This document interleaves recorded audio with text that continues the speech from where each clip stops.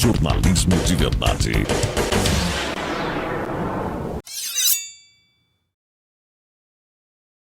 Vamos lá. O governo Lula decidiu comprar mais uma briga com os Estados Unidos. Além de não aceitar a classificação do PCC e do Comando Vermelho como organizações terroristas, o Planalto agora se recusou a extraditar um espião russo acusado de cometer crimes contra os Estados Unidos e também contra países europeus. E não somente isso, o presidente Lula entendeu por bem devolver o espião para a própria Rússia, o que gerou forte reação de Washington sobre as consequências desta medida. Estamos falando de Sergei Vladimirovich Cherkasov, este aí, que usava documentos brasileiros e se apresentava como Vitor Miller Ferreira. Sergei foi preso na Holanda e deportado ao Brasil em 2022 após se infiltrar para fazer estágio no Tribunal Penal Internacional em Haia. Antes, ele já tinha vivido nos Estados Unidos, sempre usando documentos brasileiros. A suspeita da polícia é de que Cherkasov integrava um núcleo de espiões russos que usavam o Brasil como plataforma para espionar outros países. Um programa de longo prazo que envolvia morar no Brasil durante vários anos, aprender ao máximo a cultura e a língua do país, para depois partir em missões de espionagem fora daqui e com documentos brasileiros. A Rússia e os Estados Unidos disputavam a extradição de Sergei Cherkasov. E o governo Lula escolheu ficar do lado da Rússia, protegendo o suposto agente da KGB. Nesta semana, saiu no Diário Oficial da União a decisão de, aspas, expulsar o espião do Brasil. Veja só o despacho assinado por Alessandra Teixeira de Araújo, que é a coordenadora de processos migratórios do Ministério da Justiça e Segurança Pública. A coordenadoria resolve expulsar do território nacional, em conformidade com o artigo tal e tal, tal, Sergei Vladimirovich Cherkasov, de nacionalidade russa, filho de Vladimir Mikhailovich Cherkasov e de Galina Ivanovna Cherkasova, nascido em Kaliningrado, na Federação Russa, em 11 de setembro de 1985, ficando a efetivação da expulsão condicionada ao cumprimento da pena que estiver sujeito no país ou à liberação pelo Poder Judiciário com impedimento de reingresso no Brasil pelo período de 30 anos a partir da execução da medida. Quem assina é uma servidora do Ministério da Justiça, mas a decisão foi tomada pelo presidente Lula. O espião russo ainda teria um tempo curto de cadeia a cumprir aqui no Brasil, mas é provável que seja liberado pelo Poder Judiciário para embarcar em breve para a terra natal, como se nada tivesse acontecido em suas missões além-mar com documentos brasileiros falsificados. Queria saber de você, Daniel Vargas, o presidente Lula, claro, sabia que essa decisão causaria atrito com os Estados Unidos e tomou a medida mesmo assim. Por que escolher proteger um espião russo em vez de cooperar com os Estados Unidos e nesse momento, nesse contexto que a gente vive hoje, a disputa entre os países? O maior adversário ideológico, político do Brasil, na visão do Lula, foi e é os Estados Unidos. O Lula é produto de uma geração que identifica os Yankees como uma grande ameaça ao país. Agora, Tosi, para entender o significado disso para nós e para a nossa imagem perante o mundo, é importante dar um leve passo atrás. A investigação nesse caso, ela começou em 2022, numa denúncia da CIA, feita à Polícia Federal. E essas informações vieram a público numa matéria de capa do New York Times, que se tornou influente, que gerou debates em todo o planeta. Na época, a polícia americana informou a brasileira de que havia um indivíduo com passaporte brasileiro chegando em São Paulo, vindo da Holanda. O nome do passaporte, Vitor Miller Ferreira. É esse coitado aí.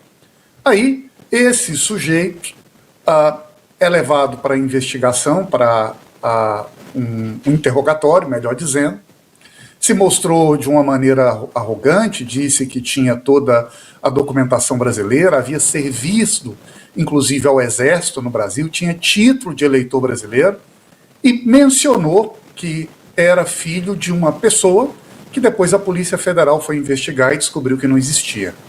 Essa suposta mãe nunca tinha tido qualquer filho ou coisa do gênero, e isso é o início de uma investigação que dura um bom período de tempo e que vai revelando passo a passo a verdadeira identidade desse espião. Junto com ele, outros espiões russos também foram identificados no mesmo momento, o que gerou, não é, essa compreensão de que não se tratava de um caso isolado, mas que fazia do Brasil, e esse era o título da matéria do New York Times, uma fábrica de espiões da Rússia, que usava o Brasil como uma espécie de plataforma para mandar para cá um conjunto de pessoas ligadas ao regime, para que se tornar brasileiro na prática do dia a dia. Vários exerciam atividades comuns, muitos estavam aqui por anos, tinham namoradas, negócios, e toda a impressão que se tinha era de que era um brasileiro comum, com documentação comum.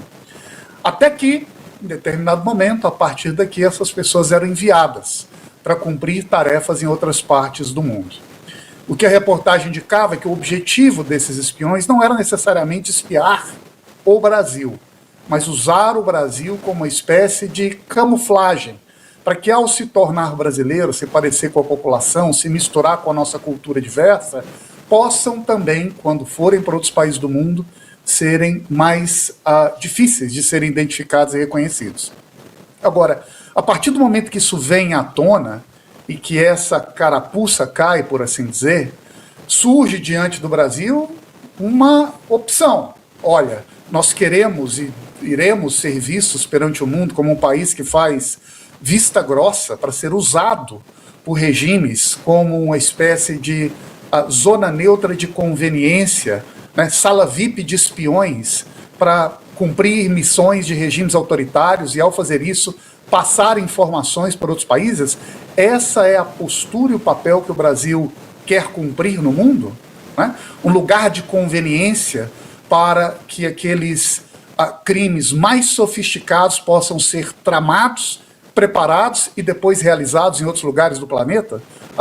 Agora, parece ser essa, não é, a impressão que se tem a partir do momento que o Brasil descobre um caso de envergadura internacional que foi debatido e discutido em todo o planeta, dada a sua sofisticação, que expõe a nossa imagem como um país que, de fato, veja, se descobrimos 9 agora, quantos não existem por aí? E aí, diante de uma situação dessa, o que faz o Brasil? Devolve o sujeito para a Rússia. Ora, se não bastasse essa imagem corroída que nós transmitimos para o planeta, Tozer, também gera uma segunda impressão muito delicada nesse momento. Que, veja, nós estamos em uma tensão com o governo norte-americano.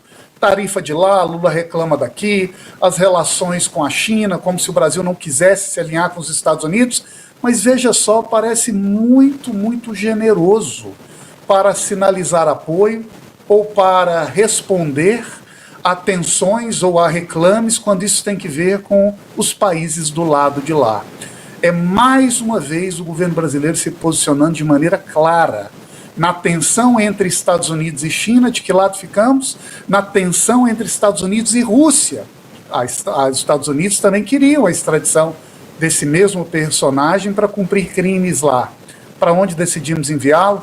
Isso vai marcando, Tosi, vai repetindo, vai estabilizando um perfil de comportamento em que, nas situações mais decisivas, nos casos mais delicados, a mensagem pública, ou melhor, a mensagem oficial que o Brasil está, é que o Brasil se posiciona a favor de seja quem for, contra os Estados Unidos. Essa é a mensagem que um tipo de decisão como essa sinaliza, de um país que é omisso e negligente com um caso de envergadura internacional, num momento da mais alta tensão geopolítica dessa geração, em que nós aceitamos ser plataforma para espião de regime autoritário fazer o serviço dentro de casa e, a partir daqui, cumprir missões no planeta. E se tiver problema, não importa, não se importa não, que a gente manda ele de volta para você. Essa é a mensagem que nós estamos transmitindo ao mundo. E curioso, se for olhar na história desse espião russo aí, né, que se identificava como Vitor, ele aprendeu até a dançar forró, né, de certo, para chegar lá fora e falar, você é brasileiro? Sim, sim. Sabe dançar? Opa, como não? Um forró, um sambinha.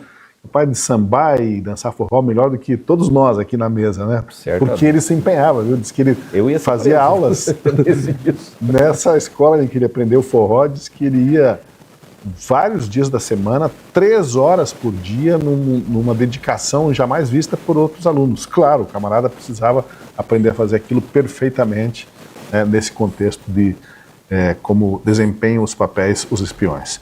Mas agora, Enio, o fato é o seguinte: a decisão do Lula, pelo menos, ela é coerente, né, com o posicionamento histórico dele de um aliado de ditaduras comunistas, de criminosos revolucionários e até de terroristas. É só lembrarmos do caso do Cesare Battisti, que viveu por anos no Brasil e Lula negou a extradição dele para a Itália, apesar dos crimes cometidos, de assassinato por lá. E depois, quando finalmente foi decidida a extradição, ele fugiu para a Bolívia, mas ainda assim acabou sendo preso e levado para a Itália. Mas o Lula, no último dia do governo dele, decidiu que não ia extraditar o Cesare Battisti lá no segundo mandato. E tem também o apoio do Lula ao Hamas, ao regime do Castro em Cuba, os ayatolás do Irã. Por essa ótica, ele está sendo coerente, né? Está mantendo a aliança com essa turma aí. Sim, Tosi. Só gostaria de chamar a atenção para a estratégia geopolítica e jurídica que foi utilizada nesse caso. Além do que o Vargas já destacou, existe o seguinte problema. Esse espião, que aí eu não vou tentar aqui pronunciar o nome desse indivíduo russo, né, mas a extradição dele, conforme a gente observou, ela foi pedida pela Rússia num primeiro momento, e depois ela foi pedida pelos Estados Unidos. A grande questão é que quando a Rússia pede extradição e a gente já tinha informação de que se tratava de um espião russo, esse pedido de extradição da Rússia, obviamente, se deu por falsas alegações. Porque uma estratégia de um país que vê o seu espião detido em outro país, né, sofrendo um processo criminal, ele pede a extradição para tentar repatriar o seu próprio espião. E aí o que é mais interessante nesse caso é que primeiro existe o pedido de extradição da Rússia, rapidamente feito com base, né, em acusações de tráfico de drogas e que as autoridades brasileiras na época já sabiam ser falsas. Depois o pedido de extradição americana é feita com base nessa questão da espionagem internacional. E aí o Ministério da Justiça, pouco tempo depois do pedido de extradição americano, ele nega esse pedido do governo dos Estados Unidos, dizendo que já havia um pedido de extradição da Rússia. Ou seja, ele beneficiou, isso foi, salvo engano, em julho de 2023. Isso acabou beneficiando o pedido russo completamente falso e beneficiando, obviamente, o espião. Então, no momento que a gente vê um discurso eleitoral do presidente Lula de que é a favor da soberania, etc. e tal, na primeira oportunidade, que é a captura de coisa de filme, captura de um espião russo, ele simplesmente pega o espião e manda de volta para a Rússia. Jornalismo de verdade.